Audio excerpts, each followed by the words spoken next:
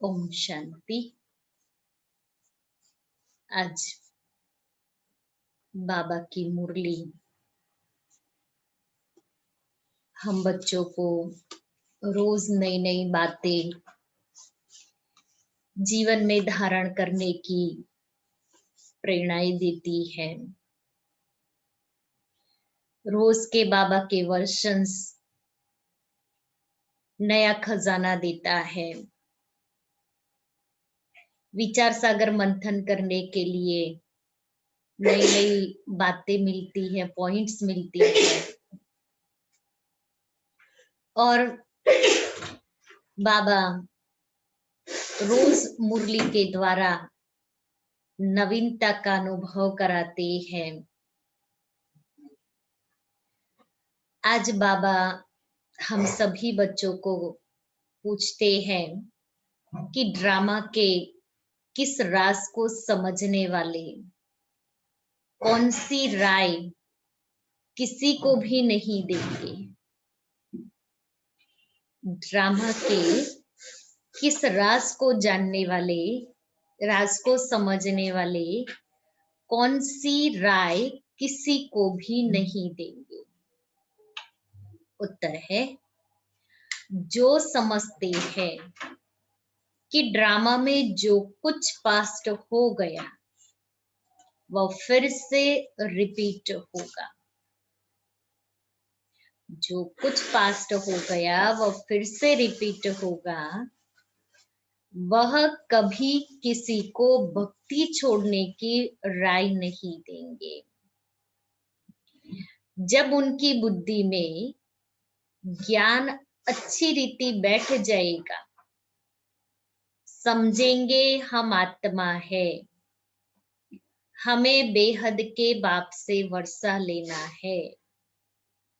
जब बेहद के बाप की पहचान हो जाएगी तो हद की बातें स्वतः खत्म हो जाएगी।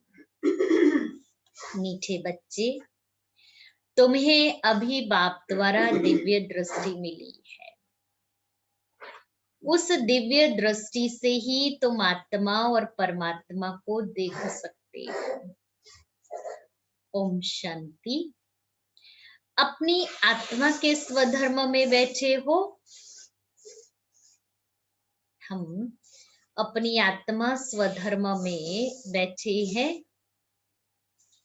आत्मा का स्वधर्म है शांति, प्रेम, आनंद, सुख, ज्ञान, पवित्रता और शक्ति। ये 7 गुण आत्मा के स्वधर्म है। तो हम स्वधर्म में स्थित है। हम अपने को आत्मा समझ करके बैठे हैं कि हम आत्मा इन कानों द्वारा शिव बाबा की मुरली सुन रही हूँ। मैं गॉडली स्टूडेंट हूँ। रूहानी बाप रूहानी बच्चों से पूछते हैं, क्योंकि यह तो बच्चे जानते हैं एक ही बेहद का बाप है जिसको रूह कहते हैं। एक ही बेहद का बाप है जिसको रूह कहते हैं। सिर्फ उनको सुप्रीम कहा जाता है। सुप्रीम रूह या परमात्मा, परम आत्मा कहते हैं। परमात्मा है जरूर, ऐसे नहीं कहेंगे कि परमात्मा है ही नहीं। बाबा कहता है हम ऐसे थोड़ी कहेंगे कि परमात्मा है ही नहीं। परम आत्मा माना परमात्मा, यह भी समझाया गया है, मूंझना नहीं चाहिए, क्योंकि 5000 वर्ष पहले भी यह ज्ञान तुमने सुना था। आत्मा ही सुनती है ना। आत्मा बहुत छोटी सूक्ष्म है। इतना है जो इन आंखों से देखा नहीं जाता। ऐसा कोई मनुष्य नहीं होगा जिसने आत्मा को इन आंखों से देखा हो। इन आंखों से नहीं देख सकते, ज्ञान के चक्षु द्वारा आत्मा को देख सकते हैं। देखने में आती है परंतु दिव्य दृष्टि से, सो भी ड्रामा प्लान अनुसार। अच्छा समझो, कोई को आत्मा का साक्षात्कार होता है, जैसे और चीज देखने में आती है, भक्ति मार्ग में भी कुछ साक्षात्कार होता है। तो इन आंखों से ही वह दिव्य दृष्टि मिलती है जिससे चैतन्य में दिखते हैं। आत्मा को ज्ञान चक्षु मिलती है जिससे देख सकते हैं, परंतु ध्यान में। ज्ञान चक्षु के द्वारा आत्मा को देख सकते हैं, लेकिन ध्यान में माना योग में जब बैठेंगे तब वो अनुभव होगा। भक्ति मार्ग में बहुत भक्ति करते हैं तब साक्षात्कार होता है। साक्षात्कार के लिए मनुष्य 9 भक्ति करते हैं, तब बाबा कहता है साक्षात्कार होता। बहुत भक्ति करते हैं कि अनुभव हो जाए, दीदार हो जाए। जैसे मीरा को साक्षात्कार हुआ, डांस करती थी, वैकुंठ तो था नहीं। 500-600 वर्ष हुए, 500-600 वर्ष हुआ होगा। उस समय वैकुंठ था थोड़ी ही। जो पास्ट हो गया है वह दिव्य दृष्टि से देखा जाता है। जब बहुत भक्ति करते करते एकदम भक्तिमय हो जाते हैं तब दीदार होता है, परंतु उनसे मुक्ति नहीं मिलती। दीदार माना साक्षात्कार हो जाएगा, बहुत भक्ति करते हैं, लेकिन बाबा कहता है उससे आत्मा को मुक्ति नहीं मिलेगी। मुक्ति, जीवन मुक्ति का रास्ता भक्ति से बिल्कुल न्यारा है। भारत में कितने ढेर मंदिर हैं, शिव का लिंग रखते हैं, बड़ा लिंग भी रखते हैं, छोटा भी रखते हैं। अब यह तो बच्चे जानते हैं, जैसी आत्मा है वैसे परमपिता परमात्मा है। साइज सबका एक ही है, रूप दोनों का एक ही है, निराकार। जैसे बाप वैसे बच्चे। आत्माएं सब भाई भाई हैं। आत्माएं इस शरीर में आती है पार्ट बजाने।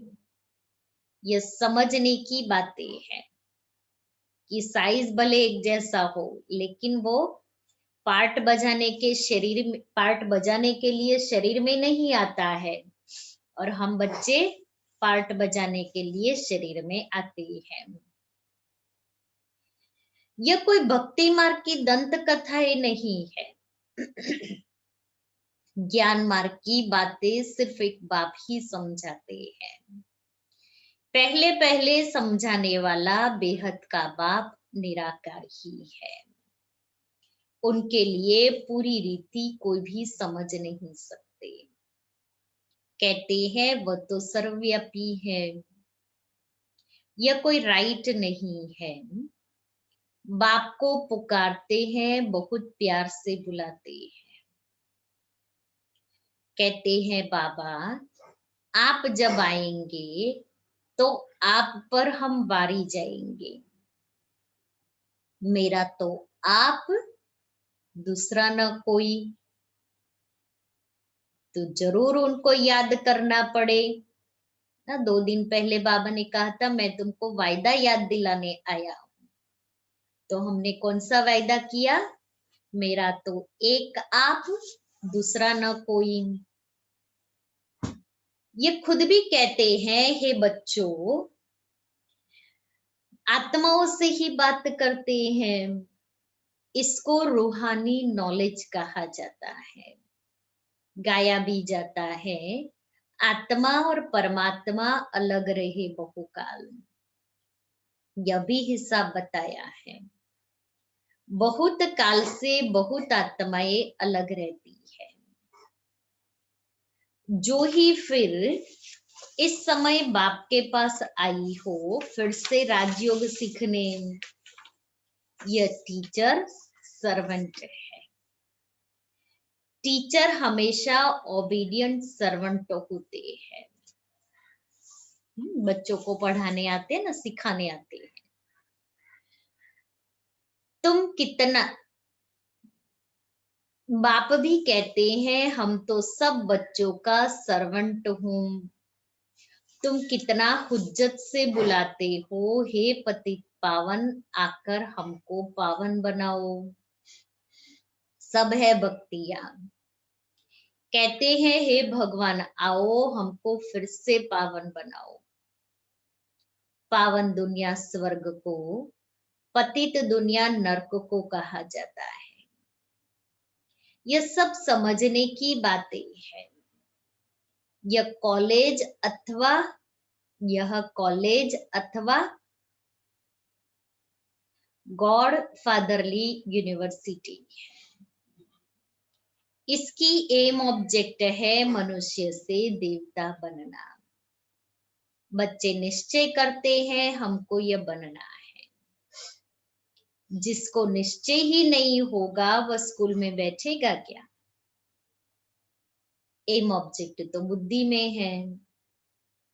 हम बैरिस्टर व डॉक्टर बनेंगे तो पढ़ेंगे ना, निश्चय नहीं होगा तो आएंगे ही नहीं।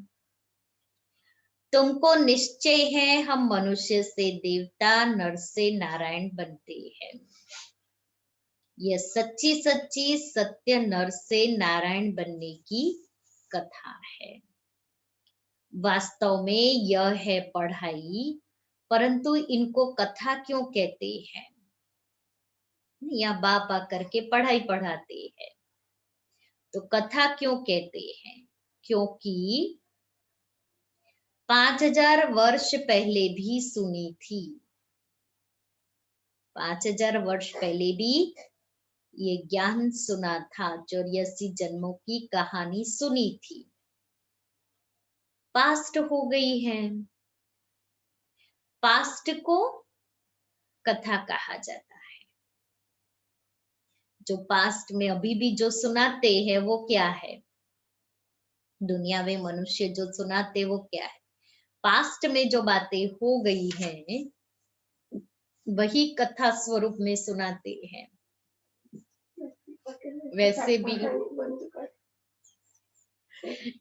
वैसे भी जो धर्म पिताएं आए और धर्म पिताओं ने जो उपदेश दिया, जो ज्ञान मनुष्यों को दिया, उस समय जिस समय जिसकी आवश्यकता थी उस अनुसार जो ज्ञान जो उपदेश सुनाया, उनके जाने के बाद वो शास्त्र बने। तब तक तो वो उनका धर्म शास्त्र नहीं कहा जाता था। फिर उनके जाने के बाद वो शिक्षाएं, वो उपदेश धर्म शास्त्र के रूप में बनाई, और बनाने वाले भी मनुष्य ही।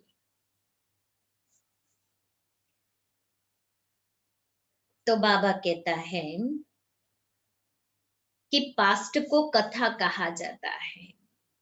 यह है नर से नारायण बनने की शिक्षा। बच्चे दिल से समझते हैं।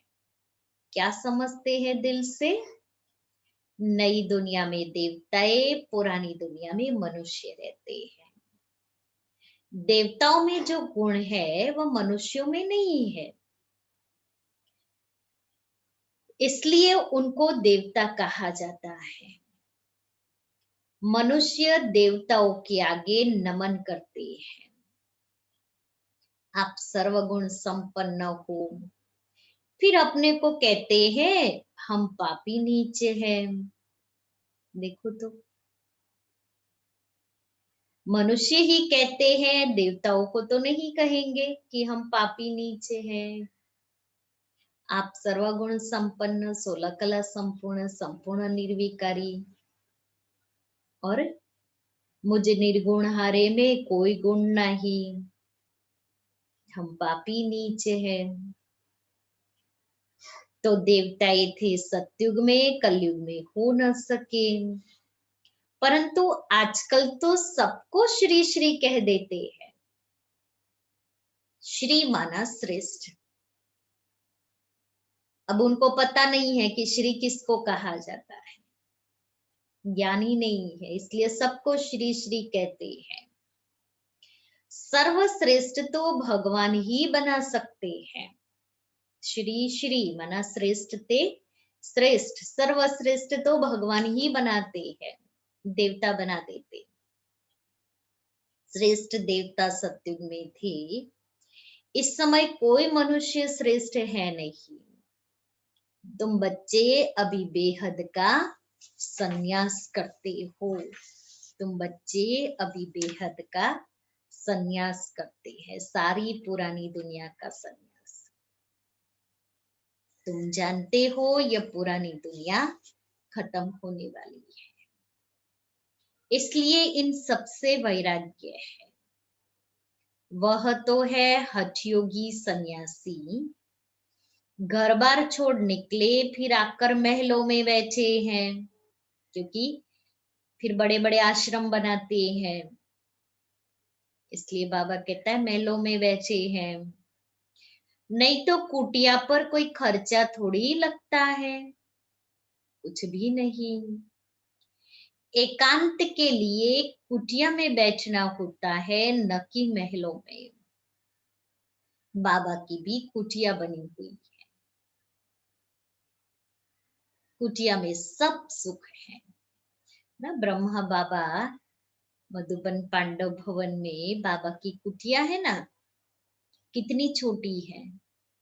और जब बाबा साकार में थे उस समय तो घास की कुटिया थी। तो बाबा कैसे सिंपल रहते थे, और एक बहुत छोटा सा कमरा था। तो बाबा कहता है सुख कुटिया में ही बसेगा। अभी तुम बच्चों को पुरुषार्थ कर मनुष्य से देवता बनना है। तुम जानते हो ड्रामा में जो कुछ पास्ट हो गया है वो फिर से एक्यूरेट रिपीट होगा। इसलिए किसको भी ऐसी राय नहीं देनी है कि भक्ति छोड़ो। भक्ति छोड़ने की राय किसी को नहीं दो। जब ज्ञान बुद्धि में आ जाएगा तो समझेंगे हम आत्मा है। हमको अब तो बेहद के बाप से वर्षा लेना है, तो आप ही भक्ति छूट जाएगी, कहने की आवश्यकता नहीं रहेगी। बेहद के बाप की जब पहचान होती है तो फिर हद की बातें सब खत्म हो जाती है। बाप कहते हैं गृहस्थ व्यवहार में रहते सिर्फ बुद्धि का योग बाप से लगाना है। शरीर निर्वाह के लिए कर्म भी करना है। जैसे भक्ति में भी कोई कोई बहुत नौदा भक्ति करते हैं, नियम से रोज जाकर दर्शन करते हैं। देहधारियों के पास जाना वह सब है जिस्मानी यात्रा। भक्ति मार्ग में कितने धक्के खाने पड़ते हैं, यहाँ कुछ भी धक्का नहीं खाना है। आते हैं तो समझाने के लिए बिठाया जाता है, बाकी याद के लिए कोई एक जगह बैठ नहीं जाना है। ज्ञान समझाने के लिए बाबा कहता है बैठना है, लेकिन फिर याद के लिए दोनों है। चलते फिरते भी याद कर सकते हैं, ना चलते फिरते भी याद करना है, कर्मयोगी बनना है। फिर समय निकाल करके बैठ के भी याद करना है, लेकिन चलते फिरते याद करते रहेंगे, कर्मयोगी बनेंगे, तो जब बैठ करके याद करेंगे तो उसकी मदद मिलेगी। कनेक्शन जोड़ने में मेहनत नहीं लगेगी, समय नहीं लगेगा, तुरंत ही बाबा से कनेक्टिविटी हो जाएगी। भक्ति मार्ग में कोई कृष्ण का भक्त होता है तो ऐसे नहीं चलते फिरते कृष्ण को याद नहीं कर सकते। इसलिए जो पढ़े लिखे मनुष्य है कहते हैं कृष्ण का चित्र घर में रखा है, फिर तुम मंदिरों में क्यों जाते हो? एक बार चीज देखी तो फिर वह याद रहती है। तुमको भी यही कहते हैं शिव बाबा को तुम घर में बैठ याद करो। शिव बाबा को तुम घर में बैठे याद नहीं कर सकते हो। यह तो है नई बात, नई बात। और भले घर में कितना भी करे, लेकिन सेंटर पर आए और वो वाइब्रेशन ही अलग होते हैं। इसलिए घर में मंदिर होते हुए भी, घर में चित्र होते हुए भी मनुष्य मंदिर जाते हैं, क्योंकि वो वाइब्रेशन आत्मा को मिलते हैं। शिव बाबा को कोई भी जानते नहीं, नाम रूप देश काल को जानते ही नहीं, कह देते सर्वव्यापी है। आत्मा को परमात्मा तो नहीं कहा जाता है, आत्मा को बाप की याद आती है। परंतु बाप को जानते ही नहीं तो समझाना पड़े 7 रोज। इसलिए 7 रोज में पहले पहले बाप का परिचय देना है, 7 दिन का कोर्स कराना है, जो ज्ञान की बेसिक बातें समझ जाए। फिर रेजगारी पॉइंट्स भी समझाई जाती है। बाप ज्ञान का सागर है ना, कितने समय से सुनते आए हो, क्योंकि नॉलेज है ना। समझते हो हमको मनुष्य से देवता बनने की नॉलेज मिलती है।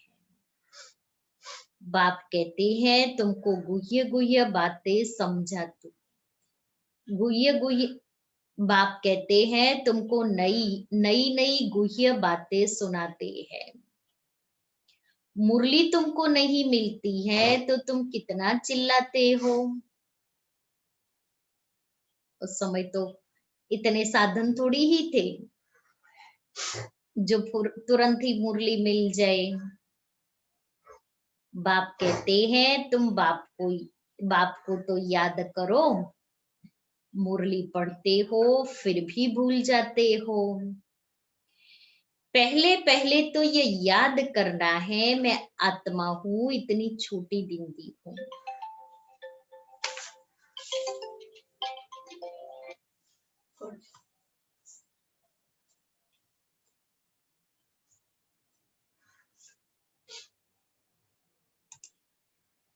तो पहले पहले तो ये याद करना है मैं आत्मा हूं, इतनी छोटी बिंदी हूं। आत्मा को भी जानना है। तो कल एक साकार मुरली पढ़ रही थी, सारी मुरली बाबा की मैं आत्मा अशरीरी हूं, मैं आत्मा अशरीरी हूं। इसका अभ्यास करो, इसी अभ्यास से कर्मातीत अवस्था बन जाएगी। बाबा की ये मुरली पूरी हो जाए आज की, तो फिर वो मुरली सुनाते हैं।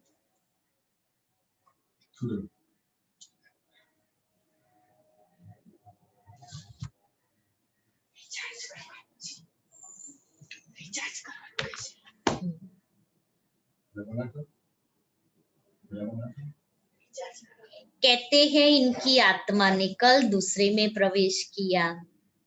हम आत्मा ही जन्म लेते लेते अब पतित अपवित्र बने हैं। पहले तुम पवित्र गृहस्थ धर्म के थे, लक्ष्मी नारायण दोनों पवित्र थे, फिर दोनों ही अपवित्र बने, फिर दोनों पवित्र होते हैं। तो क्या अपवित्र से पवित्र बने या पवित्र जन्म लिया? बाप बैठ समझाते हैं कैसे तुम पवित्र थे, फिर वाम मार्ग में जाने से अपवित्र बने हो। पुजारी को अपवित्र, पूज्य को पवित्र कहेंगे। सारे वर्ल्ड की हिस्ट्री ज्योग्राफी तुम्हारी बुद्धि में है। कौन कौन राज्य करते थे, कैसे उन्हों को राज्य मिला, यह तुम जानते हो, और कोई नहीं जो जानता हो। तुम्हारे पास भी आगे यह नॉलेज रचता और रचना के आदि मध्य अंत की नहीं थी। गोया नास्तिक थे, नहीं जानते थे। नास्तिक बनने से कितना दुखी बन जाते हैं। अब तुम यहाँ आए हो यह देवता बनने, वहां कितने सुख होंगे। दैवी गुण भी यहाँ धारण करने हैं। प्रजापिता ब्रह्म की औलाद भाई बहन ठहरे ना। क्रिमिनल दृष्टि जानी नहीं चाहिए, इसमें है मेहनत। आंखें बड़ी क्रिमिनल है, क्योंकि पहले तो आंखों से ही देखते हैं, फिर देखा, फिर विचार चले, वृत्ति बनी, फिर वो वृत्ति से कृति अर्थात कर्म में आ जाता है। इसलिए बाबा कहता है आंखों को सिविल बनाना है, पवित्र बनाना है। सब अंगों से क्रिमिनल है आंखें। आधा कल्प क्रिमिनल, आधा कल्प सिविल रहती है। सत्युग में क्रिमिनल नहीं रहती है। आंखें क्रिमिनल है तो असुर कहलाते हैं। बाप खुद कहते हैं मैं पतित दुनिया में आता हूं। जो पतित बने हैं उनको ही पावन बनना है। मनुष्य तो कहते हैं या अपने को भगवान कहलाते हैं। जाड़ में देखो, एकदम तमोप्रधान दुनिया के अंत में खड़ा है, वही फिर तपस्या कर रहे हैं। सत्युग से लक्ष्मी नारायण की डिनाइस्टी चलती है। संवत भी लक्ष्मी नारायण से गिना जाएगा, 111। वो लक्ष्मी नारायण जब गद्दी पर बैठेंगे ना, तब 111 शुरू होगा।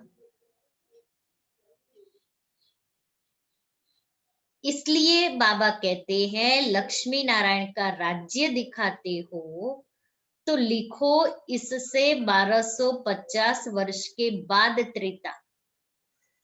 लक्ष्मी नारायण गद्दी पर बैठेंगे और 111 शुरू होगा, तब से लेकर के सत्युग 1250 वर्ष तक चलेगा। उसके बाद त्रेता युग आएगा।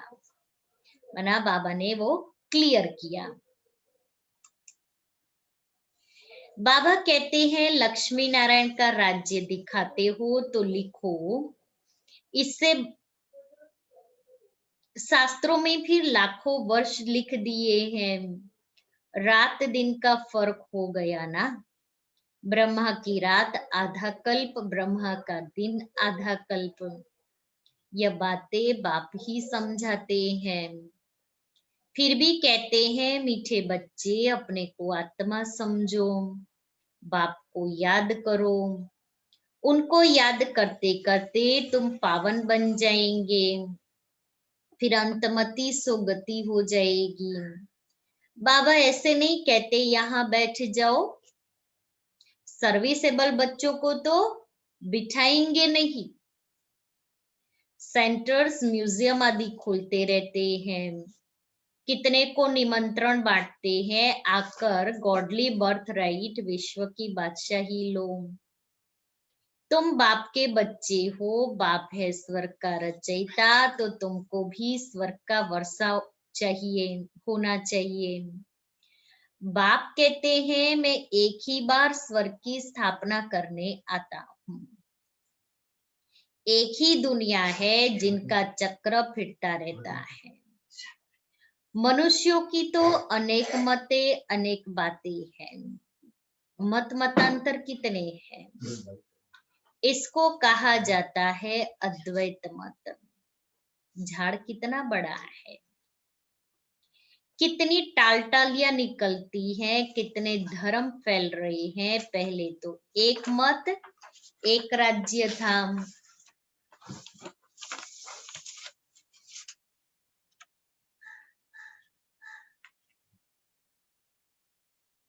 ओम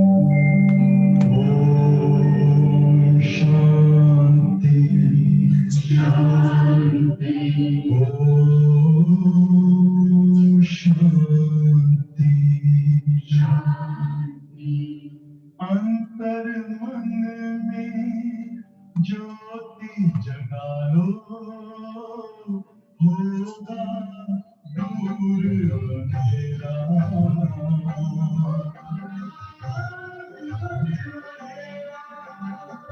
शिव का कर लो ध्यान, आ रहा पावन पुण्य सवेरा।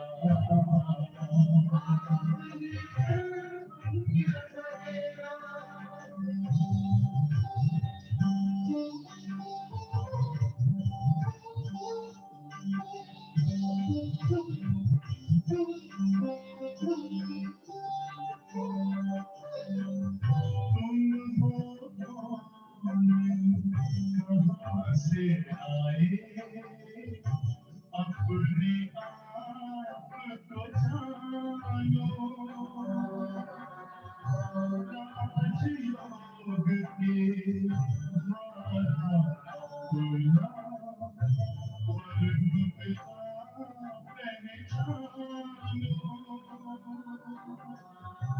इसी राज पथ पर चल कर तुम पालो अपना बसेरा।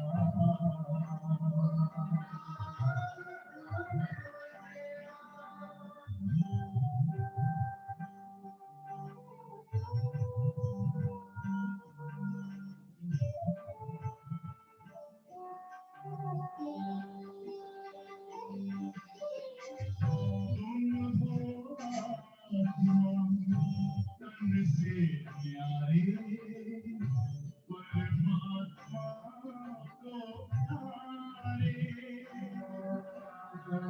दिव्य गुणों को धारण करके योगी बनो दुलारे। ज्योति बिंदु ही तोड़ेगा ये माया मोह का घेरा।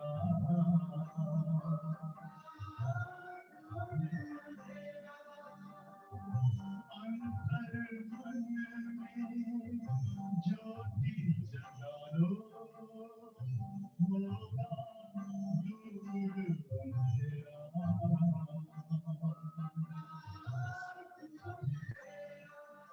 ओम शांति।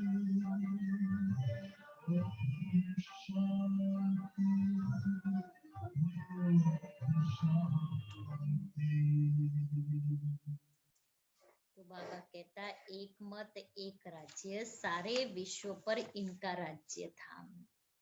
ये अभी तुमको मालूम पड़ा है, हम ही सारे विश्व के मालिक थे। फिर 84 जन्म भोग कंगाल बने हैं, अभी तुम काल पर जीत पाते हो। वहां कभी अकाले मृत्यु नहीं होता, यहाँ तो देखो बैठे बैठे अकाले मृत्यु होती रहती है। चारों तरफ मौत ही मौत है।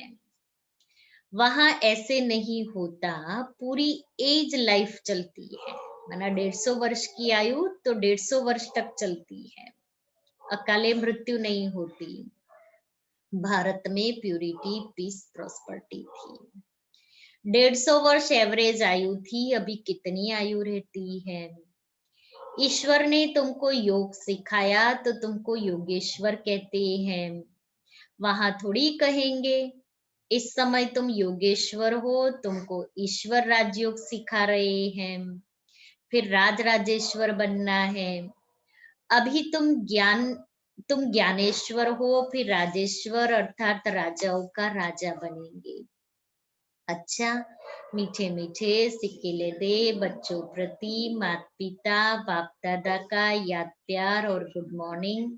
रूहानी बाप की रूहानी बच्चों को नमस्ते। हम रूहानी बच्चों की रूहानी बाप दादा को याद प्यार गुड मॉर्निंग और नमस्ते। धारणा के लिए मुख्य सार। पहला, आंखों को सिविल बनाने की मेहनत करनी है। बुद्धि में सदा रहे हम प्रजापिता ब्रह्मा के बच्चे भाई बहन हैं, क्रिमिनल दृष्टि रख नहीं सकते।